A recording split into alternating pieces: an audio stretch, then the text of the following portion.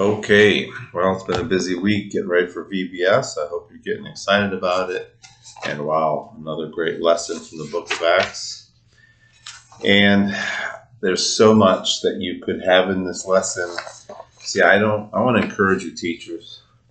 Don't just teach the curriculum. The curriculum isn't going to give you all that your people need. I teach from my notes that are in the curriculum. And that's what I'm trying to give you, the added stuff.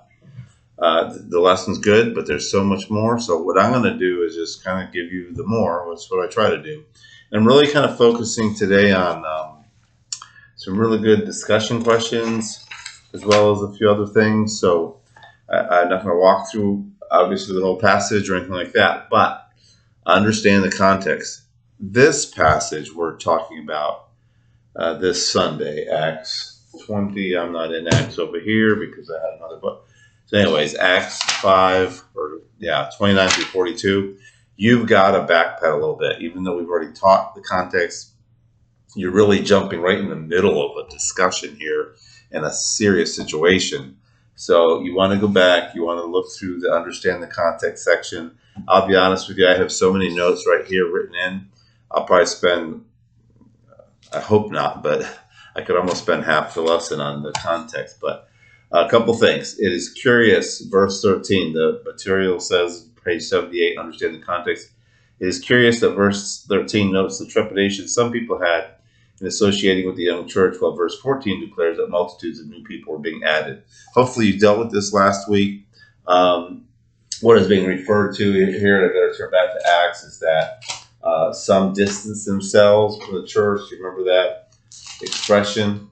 While others magnified the apostles. So it's here in Acts chapter 5, verse 13. None of the rest dared to associate with them. So that you've got some being added to the church and some that don't want to go near the church. And so hopefully you dealt with that last week. But the rest, that expression, verse 13, I believe is talking about unbelievers. And it's, again, weeding out hypocritical, shallow responses to Christ that probably are not real, that are not saved, because you're not going to mess around. You're not going to play the Christian game, if you're going to get killed like Ananias and Sapphira were. So you want to just remind them of that. Chapter 5, verse 17, the religious leaders are filled with jealousy. By the way, when you hear me make references or share verses, I'm sorry if I'm really stumbling, but I'm tired. It's late, and I'm doing this, try to do this fast. But I'm going from the New American Standard Version. Okay, I don't use the CEV. Not real pressed with it. I study from the New American Standard Version and sometimes preach from the ESV, but they're similar. But anyways, they're filled with jealousy. Why? Remember, why are they jealous? It goes back to chapter 4, verse 7, when they ask the question, on what authority are you doing these things? And Peter says, basically, his response is, it's in the name of Jesus.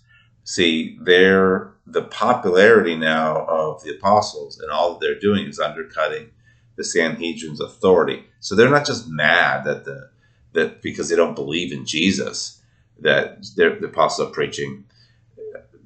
The apostles are preaching and getting converts and taking away from the Sanhedrin's authority. Let me tell you something. There's a lot of jealousy out there in the world, but there's even more, sometimes more jealousy, I think, within the Christian community, which is sad. We as a church need to not be those that are jealous of one another, whose ministry maybe is somehow affecting ours. Or, we get these little kingdoms like my Connect group or my committee or whatever. And, we're all a part of a team. And we're all trying to do, hopefully, to glorify Christ and to win people to Christ. So don't get into the jealousy mode. Or getting your feelings hurt because someone else was asked to do something or did something that you thought was your responsibility. Listen, then you're acting like the Sanhedrin. You're not acting like Christ. So some good applications there. Homer Kent, great commentator. I use his commentary to help me with these studies in Acts. talks about the rest. He says, who, even though admiring and respecting the Christians who magnified them, the apostles, the Christians magnified the apostles, they did not dare to become affiliated with the church because they had learned to fear what could happen to half-hearted faith or hypocritical faith. So that's a little bit of the context getting into the lesson. Actually, even within the context, you've got them going back to the temple. They've been told not to preach. They go back to the temple. Let me ask you something. Would you have gone back to the temple, to a public place, to share the gospel when you know that that you've been threatened not to, or you're going to be thrown in jail or maybe even killed? Again, another discussion question. And to really bring it home, here's a question that's going to step on probably most of our toes. How did you react to the COVID persecution? How did you react to the government trying to restricting even churches and so forth from meeting and using fear? Think about it. We're all afraid to do anything different than what the statutes that were coming down were telling us to do. The apostles were like, well, I don't care what the government's saying here. We have to obey God. We have to preach the word. So if you want to kill us, kill us. Hey, if COVID's going to kill me, let it kill me. Our church did, go for a short time with the whole video thing. And after it was all over, I apologized to my church. I said, I'll never do that again. I will never shut the doors of my church again. And I understand that First Baptist didn't, and praise the Lord for that. And for those of you that thought that was wrong, I say kudos to Jamie for doing that, because we cannot be led by fear. And that's what the world wants us to be led by. So I'm preaching at you a little bit today, I guess. But anyways, you just turn around and preach to your people. That's what this is for. And again, nothing, COVID was nothing compared to the threat that the apostles were going through. Verse 18, they're thrown in jail. Verse 33, they're threatened with death. Verse 40, they're flogged. And they kept on preaching. So kind of another question. What does it take to stop you? Great question to ask your people and to ask ourselves. What does it take to stop you from preaching the gospel or sharing the gospel? Let's see. I'm going to have to move a little bit quicker here. So I'm just going to skip some stuff. Okay. So, a key verse here is we have to obey God rather than man. So I think you can have a very important discussion here about this, because Romans 13 verses 1 and 2 tells us we're to submit to our authorities because they're ordained of God. So how do we navigate this principle of obeying God and not man? How do we make those decisions on what is biblical civil disobedience, whatever, what is appropriate and what isn't? And so again, I'm going to throw out a real one that is going to fire up people. I know it would have fired up some people in my church in Tennessee, but a lot of times we rationalize and justify being against something the government's doing because maybe this idea that, hey, we're Christians, we're going to obey God, when what they're telling us to do or not to do doesn't openly cause us to sin or disobey God. So I'm going to throw out one at you. You can throw this out to your students.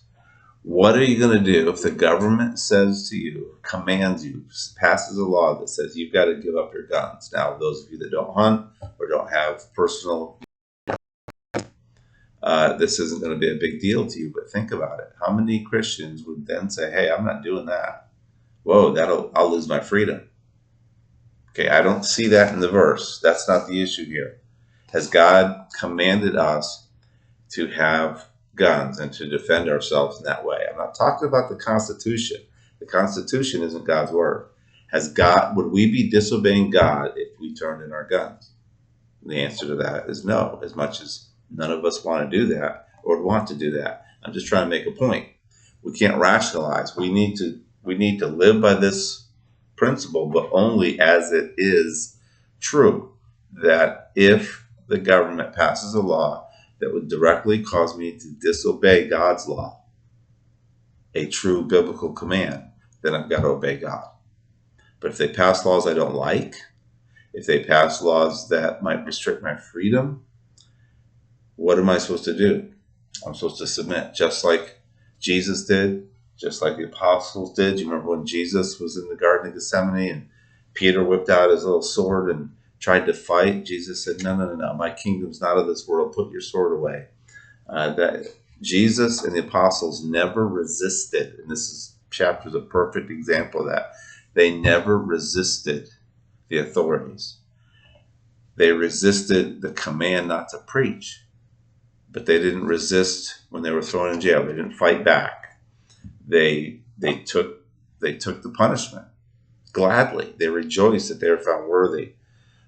So again, this is tough stuff we're talking about here. And to be honest, I can't even get this video done in time. I can't imagine what it's going to be like for me teaching Sunday as I teach for Adam. But here's an awesome quote. I might leave you with this, even though I'm not even halfway through the lesson. But you want to talk about conviction? As the apostles demonstrate the boldness. Okay, so now I'm talking about their witness. They in their message, again, for the fourth time since Acts chapter 2, do they accuse the authorities, the Sanhedrin, of taking Christ's life, of killing him. They were very bold, not just that they kept preaching, but their message confronted sin. So here's a quote to go along with that. If our gospel presentation is not convicting enough to make some people angry, is it convicting enough to bring people to salvation? A lot of times we are afraid to witness fully and really give people the full ramifications of if they don't accept Christ, or whatever the situation is that we're kind of concerned about offending them by. We want to witness, but we don't want them to hate us or be angry with us, let alone suffer persecution. But again, I'm going to say this again. If our gospel presentation is not convicting enough to make some angry, is it convicting enough to bring them to salvation? Remember 2 Timothy 1:7, God has not given us the spirit of fear, but of power and of love and of a sound mind. So really those are the key things I wanted to bring out. There's a lot more there, but I've given you enough that, man, if you start asking those questions, keep it. The discussion will be good and fiery, but keep bringing them back to the lesson. We need to be like the apostles and be submissive to what God brings into our lives and obey him rather than man, even when it might cost us even our lives. So we must obey God rather than man, but don't take that and apply it to things that aren't really in that equation. Have a great day. I'll see you Sunday, and be praying and be ready to get involved in VBS.